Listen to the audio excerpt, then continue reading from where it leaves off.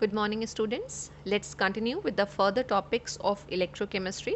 This is lecture number 3, and today we will discuss the topic conductance of electrolytic solutions. NCERT में as it is heading है conductance of electrolytic solution. Let's understand the meaning of conductance as well as electrolytic solutions. क्या होते हैं electrolytic solutions? Previous lectures में हमने बात करी थी इलेक्ट्रोलाइट्स की, इलेक्ट्रोलिसिस की, राइट। तो इलेक्ट्रोलिटिक सॉल्यूशंस जो हैं उनको हम आयनिक सॉल्यूशंस भी कहते हैं, यानी इलेक्ट्रोलाइट को जब हम वाटर में डिसॉल्व करते हैं या उसके एक्वा सॉल्यूशंस प्रिपेयर करते हैं तो वो अपने आयंस में डिसोसिएट हो जाते हैं। तो सॉल्यूशन में जो आयंस प्रेजेंट होंगे या due to the presence of ions, these solutions are also called ionic solutions. अब कैसे हम डिफाइन करेंगे, तो डेफिनेशन क्या है इलेक्ट्रोलिटिक सॉल्यूशंस की? It is a solution that generally contains ions. These solutions are capable of conducting an electric current. Basically जो electrochemistry हम पढ़ रहे हैं उसमें हम बात ही यही कर रहे हैं कि किस तरह से इलेक्ट्रिसिटी की हेल्प से केमिकल चेंज या फिर केमिकल चेंज की हेल्प से इलेक्ट्रिसिटी कैसे जनरेट करी जाती है। तो ऐसे सारे सॉल्यूशंस जिसमें इलेक्ट्रिसिटी कंडक्ट हो या जो केपेबल हो conducting an electric current, they are called electrolytic solutions. अब इसमें जो दूसरा वर्ड था कंडक्टेंस, फेमिलियर हैं आप कंडक्टेंस के साथ भी कि कंडक्टेंस क्या होता है। वी नो कंडक्टर्स की प्रॉपर्टी होती है कि वो क्या करते हैं, फ्लो ऑफ इलेक्ट्रिसिटी को फैसिलिटेट करते हैं। तो कंडक्टर्स जो है वो बेसिकली इलेक्ट्रिक करंट को फ्लो करते हैं और कंडक्टर्स की ही प्रॉपर्टी होती है कंडक्टेंस। तो कंडक्टेंस को हम डिफाइन करते हैं कि it is the property of conductor which facilitate the flow of electricity through it. इसको हम ऐसे भी बोल सकते हैं कि it is an expression of the ease with which electric current flows through a conductor. अब एक नया वर्ड हमारे पास और आ गया, कंडक्टर्स। कंडक्टर्स और नॉन कंडक्टर्स की बात होती है, तो पहले कंडक्टर्स को अगर हम बोलें कंडक्टर्स क्या हैं, तो simple conductor means all those substances which allows the passage of electric current through them, they are called electrical conductors, right. और कंडक्टर्स और ऐसे सारे सब्सटेंसेस जिनके थ्रू इलेक्ट्रिसिटी पास नहीं हो सकती या इलेक्ट्रिक करंट पास नहीं होती है, उनको हम क्या बोलते हैं? Opposite of conductors is insulators. तो इंसुलेटर्स आर दो substances which do not allow the flow of electric current, right. लेकिन हमें इंसुलेटर्स की बात नहीं करनी है, हमें कंडक्टर्स की बात करनी है। तो ऐसे सारे सब्सटेंसेस जिनके थ्रू बहुत ही आसानी के साथ इलेक्ट्रिक करंट फ्लो हो, वो कंडक्टर्स हैं। और कंडक्टर दो तरह के होते हैं, दो तरह। पहला मेटालिक कंडक्टर, और मेटालिक कंडक्टर को इलेक्ट्रॉनिक कंडक्टर भी कहते हैं। क्यों इलेक्ट्रॉनिक कंडक्टर कहते हैं या क्यों मेटालिक कंडक्टर कहते हैं? तो मेटालिक कंडक्टर मतलब मेटल्स के बने होते हैं और हमें पता है कि मेटल्स के पास फ्री इलेक्ट्रॉन्स होते हैं, राइट। और इलेक्ट्रॉनिक दूसरा नाम इसलिए आता है कि इन कंडक्टर्स में जो करंट फ्लो होती है that is due to the flow of electrons. इसीलिए जब हम कंडक्टर की बात करते हैं तो पहला टाइप हमारे पास आता है कंडक्टर का मेटालिक और इलेक्ट्रॉनिक, राइट।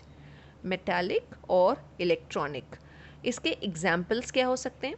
आपने देखा होगा कि जब हमारे घर में इलेक्ट्रिसिटी कनेक्शन होता है या इलेक्ट्रिक अप्लायंसेस को स्विचेस के साथ कनेक्ट किया जाता है तो वायर्स यूज़ होते हैं, राइट। और वो वायर्स किस चीज़ के बने होते हैं? आइदर कॉपर के, एल्युमिनियम के, जिसके थ्रू करंट फ्लो करती है और उसके ऊपर पूरा एक रबर का इंसुलेशन भी रहता है ताकि इलेक्ट्रिक करंट का जर्क ना आए।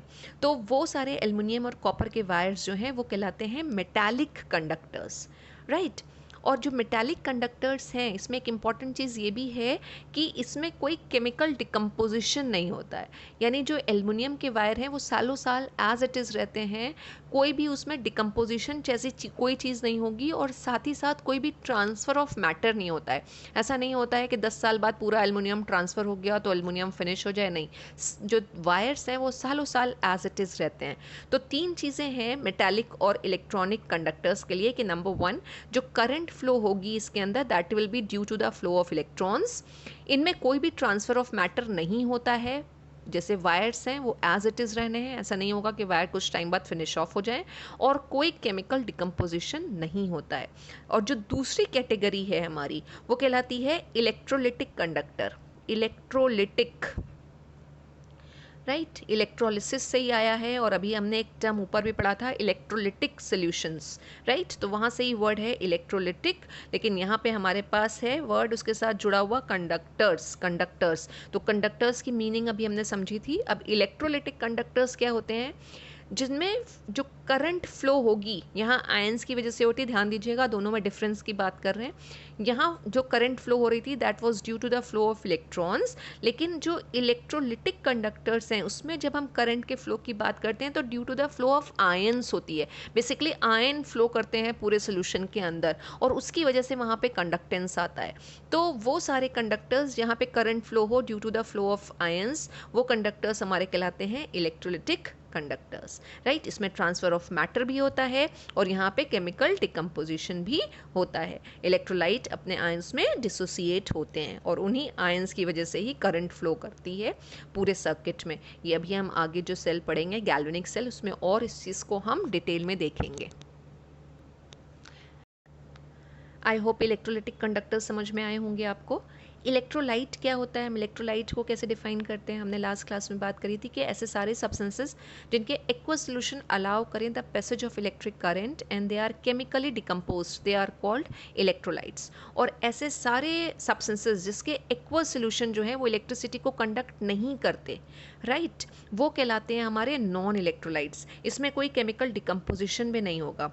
इसके एग्जाम्पल्स क्या हो सकते हैं? जैसे कि आप अगर शुगर का सोल्यूशन बना लें तो शुगर के सोल्यूशन जो है वो नॉन इलेक्ट्रोलाइट होता है, नॉन इलेक्ट्रोलाइट, क्योंकि वो शुगर अपने आयंस में डिसोसिएट नहीं होगी। आयंस में डिसोसिएट नहीं होगी तो कंडक्टेंस नहीं आएगा, वो कंडक्टर की तरह बिहेव नहीं करेगा, या फिर कहें कि वो नॉन इलेक्ट्रोलाइट की तरह बिहेव करेगा क्योंकि उसमें इलेक्ट्रिसिटी फ्लो नहीं हो रही है। इसी तरह हम अगर ग्लिसरीन का सोल्यूशन बना लें, यूरिया का सोल्यूशन बना लें, तो ये सारे के सारे सोल्यूशंस जो हैं वो नॉन इलेक्ट्रोलाइट का एग्जाम्पल हैं। और एक चीज़ और याद रखिएगा कि इलेक्ट्रोलाइट जब भी हम लें और उसमें इलेक्ट्रिक करंट फ्लो की बात कर रहे हैं या केमिकल डिकम्पोजिशन की बात कर रहे हैं, तो that electrolyte should be either in present in aqueous solution के फॉर्म में होना चाहिए या फिर मोल्टेन, जिसको हम फ्यूज्ड फॉर्म भी कहते हैं। सॉलिड फॉर्म में कभी भी इलेक्ट्रोलाइट में इलेक्ट्रिसिटी कंडक्ट नहीं होती है। नेक्स्ट टॉपिक है इलेक्ट्रोलिटिक कंडक्टेंस। इलेक्ट्रोलिटिक हमने समझ लिया था, आयनिक, और कंडक्टेंस की भी हमने बात करी थी। लेकिन इस टॉपिक में और डिटेल में जाने से पहले कुछ टर्म्स हमें और क्लियर करने पड़ेंगे, जिसमें से पहला टर्म है रेजिस्टेंस। रेजिस्टेंस, ये सब आपने फिजिक्स में डिटेल में चीज़ें पढ़ी हैं और क्लास 9 से आप पढ़ना शुरू कर देते हैं कि कंडक्टेंस क्या है, रेजिस्टेंस क्या है। कंडक्टेंस का ऑपोजिट होता है रेजिस्टेंस, ठीक है। रेजिस्टेंस को आर से रिप्रेजेंट करते हैं। और कैसे डिफाइन करेंगे हम रेजिस्टेंस को? तो रेजिस्टेंस बेसिकली एक तरह का ऑब्स्ट्रक्शन है जो करंट को फ्लो नहीं होने देता। कंडक्टेंस क्या था? जो बहुत ही ईज के साथ करंट को फ्लो करे। और रेजिस्टेंस क्या है? जो स्टॉप कर रहा है करंट के फ्लो को। इसलिए resistance is just opposite of conductance. तो जब हम इसको लिखते भी हैं कि क्या है रेजिस्टेंस, तो हम रेजिस्टेंस को डिफाइन करते हैं, resistance is equal to 1 upon conductance, या फिर कंडक्टेंस जिसको हम सी से रिप्रेजेंट करते हैं is equal to 1 upon R. और आर के टर्म में लिखेंगे तो R is equal to 1 upon C, ठीक है। इन्वर्सली प्रोपोर्शनल होते हैं दोनों, यानी कि जैसे जैसे रेजिस्टेंस बढ़ेगा कंडक्टेंस कम होता चला जाएगा, और जब कंडक्टेंस बढ़ता है तो रेजिस्टेंस कम होता चला जाएगा। तो इन्वर्सली प्रोपोर्शनल है, हम इसको इस तरह से लिखते हैं, R is equal to 1 by C. और रेजिस्टेंस की यूनिट की क्या क्या होती है? तो ओ एच एम, ओम। ओम रेजिस्टेंस की यूनिट है, राइट। पहला टर्म हो गया हमारा रेजिस्टेंस। तो दूसरा टर्म क्या होना चाहिए? इसी का ऑपोजिट, यानी कि कंडक्टेंस। कंडक्टेंस क्या है? कंडक्टेंस जिसको हम कैपिटल सी से रिप्रेजेंट करते हैं, और अभी हमने लिखा ही है कि conductance is equal to 1 upon R, यानी it is basically reciprocal of resistance. Reciprocal, reciprocal of resistance, right. तो कैसे आ जाएगा? जो ऊपर लिखा था, C is equal to 1 upon R, right. और यूनिट की बात करेंगे तो आर की यूनिट क्या थी? ओम। तो दिस विल बी 1 अपॉन ओम, और ओम इनवर्स, और जिसको कभी रिवर्स करके भी लिख देते हैं MHO, मो। तो दूसरा हम क्या लिख सकते हैं इसको? मो। और एक और आप यूनिट देखेंगे जो बहुत कॉमनली इस चैप्टर में यूज़ होगी, वो है सीमेंस, जिसको कैपिटल S से रिप्रेजेंट करते हैं। तो ये आ गई हमारी कंडक्टेंस की फॉर्मूला।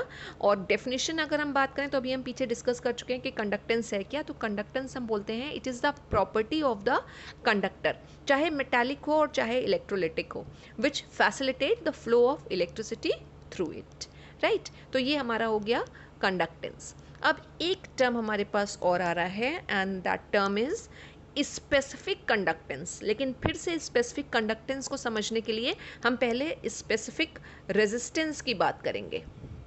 जैसे कंडक्टेंस को ऑपोजिट ऊपर हमने डिस्कस किया रेजिस्टेंस है, वैसे ही स्पेसिफिक कंडक्टेंस को ऑपोजिट है स्पेसिफिक रेजिस्टेंस, और जिसके लिए रेजिस्टेंस और जिसके लिए एक सिंगल वर्ड यूज होता है रेजिस्टिविटी, रेजिस्टिविटी, राइट। और इसको कैसे रिप्रेजेंट करते हैं, तो इसको रो, ये सिंबल बनता है रो से, RHO, रो से रिप्रेजेंट किया जाता है स्पेसिफिक रेजिस्टेंट और रेजिस्टिविटी को। अब इसका फॉर्मूला क्या है, क्योंकि इसका फॉर्मूला आगे यूज़ होगा न्यूमेरिकल सॉल्व करने में। तो हम रेजिस्टेंस को बोलते हैं कि रेजिस्टेंस जो है किसी भी कंडक्टर का, इट वेरीज, रेजिस्टेंस हम लिख लें R से, तो वेरी करता है डायरेक्टली एज इट्स लेंथ, ठीक है ना। जो भी कंडक्टर होगा उसके लेंथ के, यानी कि डायरेक्टली प्रोपोर्शनल होगा लेंथ एंड इन्वर्सली प्रोपोर्शनल होगा cross section area of it, ये इन्वर्सली प्रोपोर्शनल। तो बेसिकली जो रेजिस्टेंस है, the resistance of any conductor varies directly as its length and inversely at its cross sectional area, ठीक है। और अगर हम ये प्रोपोर्शनलिटी का साइन हटाते हैं तो we can write R is equal to rho, यानी कि specific resistance L by small A भी लिख सकते हैं, कैपिटल ए भी लिख सकते हैं। This is basically the cross sectional area, ठीक है, ऑफ अ कंडक्टर ऑब्वियसली। अब अगर हमें इसे रो के टर्म में लिखना हो तो हम कैसे लिख सकते हैं, it can be is equal to rho is equal to RA by L। तो ये स्पेसिफिक रेजिस्टेंस का फॉर्मूला आ रहा है RA बाई L, ठीक है, जहाँ पे R क्या है, रेजिस्टेंस है, A क्या है, cross sectional area of the conductor है, और L क्या है, लेंथ ऑफ द कंडक्टर है, राइट। तो जो स्पेसिफिक रेजिस्टेंस है उसको हम कैसे डिफाइन कर सकते हैं, it is the resistance of 1 centimetre cube of a conductor, 1 centimetre cube of a conductor. अब स्पेसिफिक कंडक्टेंस क्या हो जाएगा, तो वो होता है रेसिप्रोकल ऑफ स्पेसिफिक रेजिस्टेंस, यानी स्पेसिफिक रेजिस्टेंस का रेसिप्रोकल, ठीक है। स्पेसिफिक और कंडक्टेंस, इसको हम किस सिंबल से रिप्रेजेंट करते हैं, तो the symbol is called kappa, KAPPA, kappa, right. कैसे ड्रॉ करते हैं कप्पा को, जब हमें ड्रॉ करना होता है तो एक लाइन खींची और ये के की तरह बनाते हैं, लेकिन के कुछ इस तरह से आता है, थोड़ा सर्कुलर सा, लाइक इस तरह से नहीं होता है पॉइंटेड वी की तरह, ये यहाँ पे यू की तरह बन जाता है। दिस इज कॉल्ड कप्पा, ठीक है। तो स्पेसिफिक कंडक्टेंस कप्पा से रिप्रेजेंट होता है।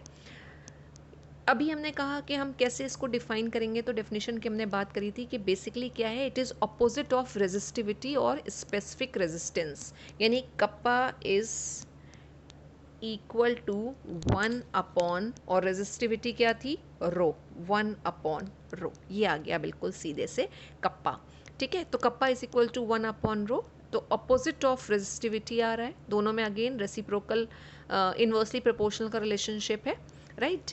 और अभी हमने रो की वैल्यू यहाँ पे निकाली थी कि AR बाई L या RA बाई L वैल्यू आ रही है। अब उस वैल्यू को अगर हम 1 अपॉन रो करके लिखना है उस टर्म में लिख लें, यहाँ पे पूरा लिख लेते हैं फिर से, since rho is equal to RA by L, जिसको हम अगर इस तरह से लिखें कि 1 अपॉन रो, तो 1 upon rho is equal to हो जाएगा L upon A into 1 by R, right. तो अब ये 1 बाई रो की जगह पे अगर हम ये पूरी वैल्यू को सब्स्टिट्यूट कर दें तो कप्पा इज इक्वल टू हो जाएगा, kappa is equal to L by A into 1 by R, and since 1 by R is equal to क्या था, C, जो हमने ऊपर लिखा था कि conductance is reciprocal of resistance, तो 1 बाई R की जगह पे हम कंडक्टेंस भी लिख सकते हैं, तो kappa is equal to L by A into conductance.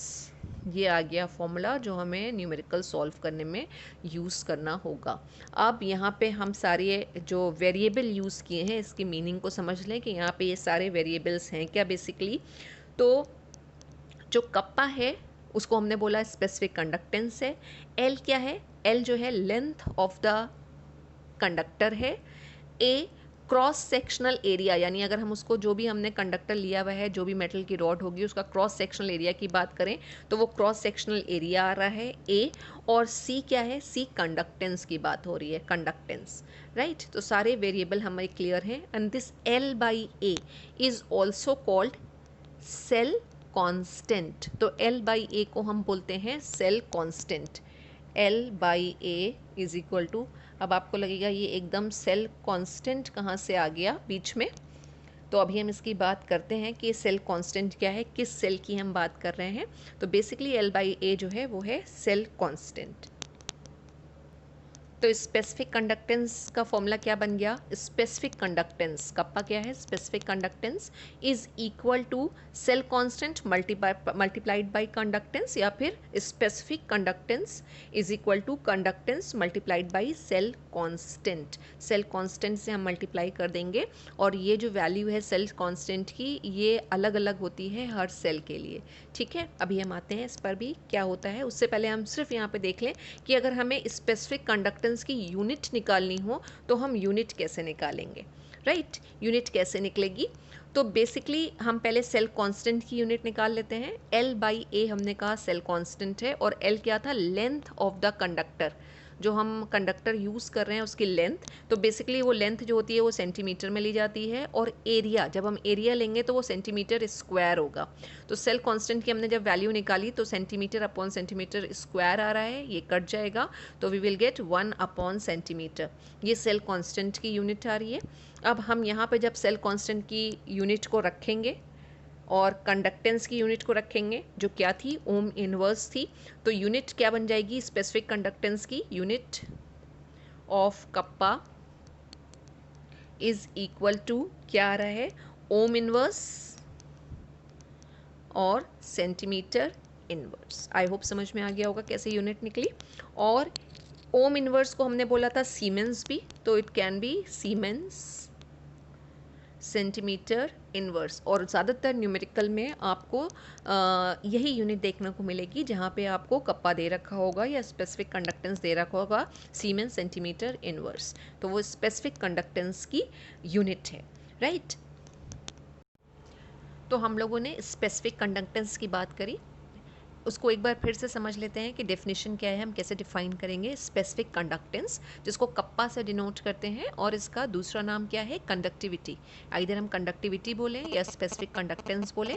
क्या हो जाएगा ये specific conductance? It is the conductance produced by 1 centimetre cube और 1 ml of an electrolytic solution, right. उसी को हम बोलते हैं स्पेसिफिक कंडक्टेंस। अब एक यहाँ पे एक बहुत ही इंपॉर्टेंट पॉइंट है जो यूजुअली आपसे रीजनिंग में पूछ लिया जाता है कि why conductance decreases with dilution, ठीक है। Why conductance decreases with dilution. तो कंडक्टेंस डाइल्यूशन के साथ क्यों डिक्रीज करेगा? देखिए जो कंडक्टिविटी है उसको हमने क्या डिफाइन किया है? Conductance of 1 ml of an electrolytic solution. अब अगर आप इलेक्ट्रोलिटिक सोल्यूशन को डाइल्यूट करते चले जाएंगे तो व्हाट विल हैपन? जो नंबर ऑफ आयंस आएंगे पर यूनिट वॉल्यूम वो डिक्रीज करेंगे, और अगर per unit volume ions decrease हो रहे हैं तो ऑब्वियसली कंडक्टेंस भी डिक्रीज करेगा। तो अगर आपसे पूछा जाता है why conductance decreases with dilution, ठीक है ना, तो ये मत समझिएगा क्वेश्चन गलत है कि कंडक्टेंस डिक्रीज कैसे करेगा डाइल्यूशन से। कंडक्टेंस डिक्रीज करता है। क्यों डिक्रीज करेगा? क्योंकि हम वाटर बढ़ाते जा रहे हैं। वाटर बढ़ाने से अगर हम पर यूनिट वॉल्यूम लेके चल रहे हैं, जैसे हम यहाँ पे 1 सेंटीमीटर क्यूब की बात कर रहे हैं, ठीक है, तो हमने अगर मान लीजिए इतने वॉल्यूम की हम बात कर रहे हैं, इतने एरिया में जितने भी आयंस यहाँ पे प्रोड्यूस्ड हैं, ठीक है, सपोज अगर 4 आयंस हैं, तो अगर हम डाइल्यूशन बढ़ा देंगे तो व्हाट विल हैपन? उन आयंस के बीच में गैप बढ़ जाएगा और इसी सेम एरिया में हो सकता हो नंबर ऑफ आयंस डाइल्यूशन के बाद 2 ही रह जाए। तो नंबर ऑफ आयंस डिक्रीज करने से क्या होगा? कंडक्टेंस डिक्रीज होगा, राइट। तो आपका आंसर आ जाएगा this is because on increasing dilution the number of ions या फिर current carries ions present per unit volume decreases, right. तो this is about specific conductance. इसी के साथ हम सेल कांस्टेंट की बात कर रहे थे, तो आपसे बोला था कि सेल एकदम अचानक से कहाँ आ गया। Cell is equal to, cell constant is equal to L by A की बात होती है, राइट। तो सेल कांस्टेंट क्या है? तो बेसिकली कंडक्टेंस को मेजर करने के लिए स्पेशल तरह की सेल यूज़ होती हैं जो कहलाती हैं कंडक्टिविटी सेल, ठीक है ना। अभी तक देखिए हमने कौन सी सेल पढ़ी है, इलेक्ट्रोलिटिक सेल की हमने बात करी थी। अब हमारे पास एक और सेल आ रही है, वो कहला रही है कंडक्टिविटी सेल। ये स्पेशल तरह की सेल्स हैं जो यूज़ होती हैं आपके इलेक्ट्रोलिटिक कंडक्टेंस को मेजर करने के लिए, कंडक्टिविटी सेल्स, राइट। अब ये कंडक्टिविटी सेल्स का स्ट्रक्चर क्या होता है? तो बेसिकली ग्लास की बनी हुई होती हैं। जैसे ये ग्लास का वेसल आ गया और इसके अंदर दो इलेक्ट्रोड फिटेड होते हैं, ये दो इलेक्ट्रोड फिट कर देते हैं, दो इलेक्ट्रोड्स आ गए, राइट। और ये दोनों इलेक्ट्रोड जो हैं एक डेफिनेट डिस्टेंस पे एक दूसरे से अलग अलग होंगे and this cell will be filled with a solution जिसकी कंडक्टिविटी हमें मेजर करनी है। यानी यहाँ पे वो इलेक्ट्रोलिटिक सॉल्यूशन आ जाएगा जिसकी कंडक्टिविटी हमें निकालनी है, इलेक्ट्रोलिटिक सॉल्यूशन जिसकी कंडक्टिविटी हमें फाइंड आउट करनी है। हमने इस ग्लास वेसल में फिल कर दिया, दो हमारे यहाँ पे इलेक्ट्रोड्स आ गए जिसको हमने इसके अंदर फिट कर दिया है। अब इन दोनों इलेक्ट्रोड के बीच में जो डिस्टेंस है, this distance is only called length, L, right. और ये जो इलेक्ट्रोड है इसका क्रॉस सेक्शनल एरिया, ये जो हमने इलेक्ट्रोड ले रखा है इसका ये cross sectional area, this is either small A से रिप्रेजेंट करिए या कैपिटल ए से। Cross sectional area of this electrode is A. अब ये जो लेंथ और एरिया है, इलेक्ट्रोड्स के जो लेंथ और एरिया है ये बेसिकली चेंज नहीं होते, एक्सपेरिमेंट में चेंज नहीं होंगे। ऐसा नहीं होगा कि जो हमने इलेक्ट्रोड फिट किए थे उनके बीच का डिस्टेंस चेंज हो जाए या क्रॉस सेक्शनल एरिया घट जाए या बढ़ जाए, वो पॉसिबल ही नहीं है। तो इलेक्ट्रोड अपनी जगह पे फिटेड हैं, तो जो एल की वैल्यू है ये भी फिक्स रहेगी और जो एरिया है वो भी फिक्स रहेगा। तो लेंथ और एरिया जो है during the experiment they do not get change, right. तो so for a given cell ये जो वैल्यूज़ हैं they become constant, right, and this constant is only called cell constant. इसी कांस्टेंट को ही हम बोलते हैं सेल कांस्टेंट, और ये हर इलेक्ट्रोलिटिक सोल्यूशन के लिए अलग अलग इसकी वैल्यू आएगी, राइट। एनसीईआरटी में सेल कांस्टेंट को जी स्टार से रिप्रेजेंट किया है, यानी हमें अगर सेल कांस्टेंट लिखना है तो we can write it, L by A तो लिखते ही हैं, जी कांस्टेंट भी हम यूज़ करते हैं इसके लिए। And in some books you will find capital K भी लिखा होता है सेल कांस्टेंट के लिए। अब इस सेल कांस्टेंट को अगर हम डिफाइन करें, सेल कांस्टेंट है तो L by A length of the electrode बोलते हैं। तो लेंथ ऑफ द इलेक्ट्रोड से मतलब यहाँ पे यही है, डिस्टेंस बिटवीन टू इलेक्ट्रोड्स, दो इलेक्ट्रोड के बीच में कितना डिस्टेंस होगा सेंटीमीटर में, ठीक है। और एरिया भी जो निकालेंगे वो हम सेंटीमीटर में ही निकालते हैं, एरिया स्क्वायर, ठीक है। अब इसको डिफाइन करने के लिए हम बोल सकते हैं इसको that it is a theoretical cell consisting of 1 centimetre square plates, जिसको हम इलेक्ट्रोड्स भी बोल सकते हैं, केप्ट 1 सेंटीमीटर अपार्ट, राइट। आपको डेफिनेशन में नहीं जाना है, यूजुअली सेल कांस्टेंट की वैल्यू न्यूमेरिकल्स में दी रहती है, इसलिए आपको बहुत ज़्यादा बॉदर होने की ज़रूरत नहीं है। और सेल कांस्टेंट की वैल्यू किन दो फैक्टर्स पर डिपेंड करेगी, तो जो डेफिनेशन अभी हमने बात की थी उसमें हमने यही कहा है कि दोनों इलेक्ट्रोड कितने डिस्टेंस पे रखे हुए हैं। तो बेसिकली जो सेल कांस्टेंट है, cell constant depends on 2 factors, जिसमें से पहला फैक्टर है number 1 distance between the electrodes या distance between 2 electrodes, distance between 2 electrodes जो हमने इस सेल के अंदर यूज़ किए हैं उनके बीच में कितना डिस्टेंस है, ठीक है। और दूसरा क्या हो जाएगा, सेल कांस्टेंट है क्या, एल बाई ए। तो एल यहाँ पे जो लेंथ ऑफ द इलेक्ट्रोड की हम बात कर रहे थे वो डिस्टेंस ऑफ द इलेक्ट्रोड हो गया, और ए क्या है, क्रॉस सेक्शनल एरिया। तो दूसरा कौन सा फैक्टर होगा जिसपे सेल कांस्टेंट की वैल्यू होगी कि हमने कितना थिक या थिन इलेक्ट्रोड ले रखा है। तो दूसरा फैक्टर हो जाएगा क्रॉस सेक्शनल एरिया या cross section area of electrode, या इलेक्ट्रोड्स जो हमने उसके अंदर यूज़ किए, राइट। बहुत डिटेल में अब हम इसकी नहीं जा रहे हैं।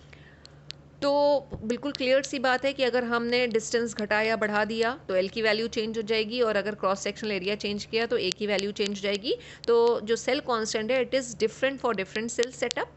Once the cell constant is determine it can be use to measure the resistance और conductivity of any solution, right. हम यहाँ पे बेसिकली इलेक्ट्रोलिटिक कंडक्टिविटी की बात कर रहे हैं। अब इलेक्ट्रोलिटिक कंडक्टिविटी जहाँ पे आयंस की वजह से कंडक्टिविटी या कंडक्टेंस आ रहा है, कोई वायर वगैरह नहीं है, कुछ नहीं है, जैसे मेटालिक कंडक्टर्स में होता है वायर होते हैं तो हम बता सकते हैं। यहाँ आयंस की हमें कंडक्टिविटी की बात करनी है तो हम इसी तरह से फिर सेल कांस्टेंट निकालते हैं, और जब सेल कांस्टेंट आ जाता है, जिस इलेक्ट्रोलिटिक सोल्यूशन को हम लेके चल रहे हैं उससे हमने जब सेल कांस्टेंट की वैल्यू निकाल ली तो हमारे लिए आसान हो जाता है कि या तो हम रेजिस्टेंस निकाल लें सेल का या फिर उसकी कंडक्टिविटी निकाल लें, क्योंकि अगर रेजिस्टेंस भी आ गया तो we know resistance equal to 1/c होता है, तो आराम से कंडक्टेंस की भी वैल्यू हमको मिल जाएगी। तो this is about cell constant. अब इसी सेल कांस्टेंट को अगर हम कंडक्टेंस के साथ मल्टीप्लाई कर दें तो हमें मिल जाएगा specific conductance of the solution, ठीक है। जो भी इलेक्ट्रोलाइट हमने लिया था और जो उसका सोल्यूशन प्रिपेयर किया था उसका कितना कंडक्टेंस आएगा वो वैल्यू हम डिटरमाइन कर सकते हैं।